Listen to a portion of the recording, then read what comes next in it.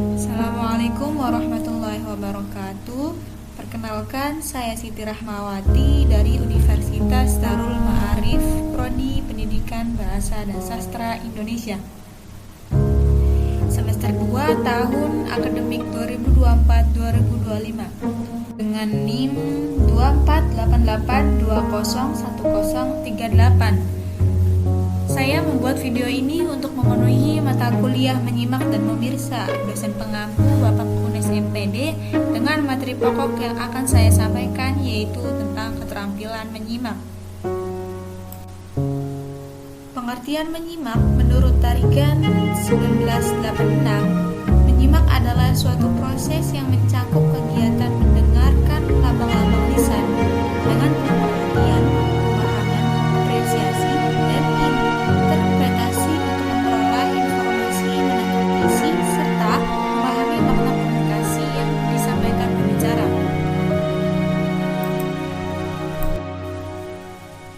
Dalam proses menyimak, seseorang perlu memiliki konsentrasi tinggi agar dapat menangkap makna secara jelas, baik dari segi isi maupun konteks pembicaraan.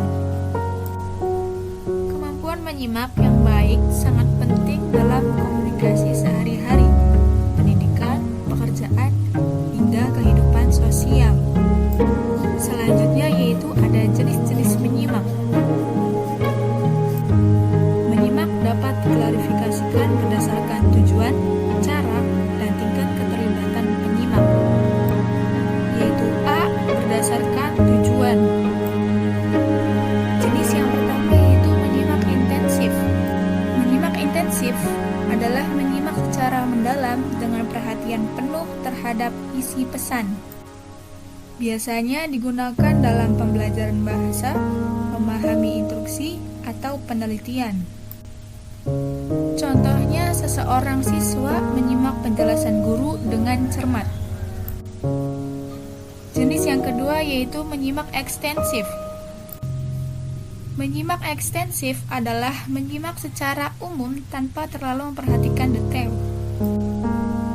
Biasanya dilakukan untuk memperoleh gambaran besar suatu informasi. Contohnya, mendengarkan siaran berita di radio tanpa mencatat detailnya. Jenis yang ketiga yaitu menyimak kritis. Menyimak dengan tujuan mengevaluasi dan menilai informasi yang diterima. Penyimak aktif, berpikir kritis, dan mempertimbangkan validitas pesan. Contohnya, seorang juri menyimak argumen dalam debat sebelum memberikan penilaian. Jenis menyimak yang keempat yaitu menyimak apresiatif, yaitu menyimak untuk menikmati dan menghargai suatu informasi atau hiburan. Biasanya berkaitan dengan seni, musik, atau sastra. Contohnya, menikmati lagu dari Dewi Putri atau musik Hindi yang memiliki makna mendalam. Jenis menyimak kelima yaitu menyimak empatik. Menyimak dengan tujuan memahami perasaan dan keadaan orang lain. Dibutuhkan dalam komunikasi interpersonal seperti konseling atau curhat. Contohnya, seseorang teman mendengarkan keluh kesah sahabatnya dengan penuh empati. Jenis yang keenam yaitu menyimak diskriminatif. Menyimak untuk membedakan bunyi, nada, atau makna kata dalam komunikasi. Biasanya diperlukan dalam pembelajaran bahasa atau musik. Contohnya, seorang guru bahasa Inggris membantu siswa membedakan pengucapan sweep dengan sheep. Selanjutnya, jenis berdasarkan cara menyimak.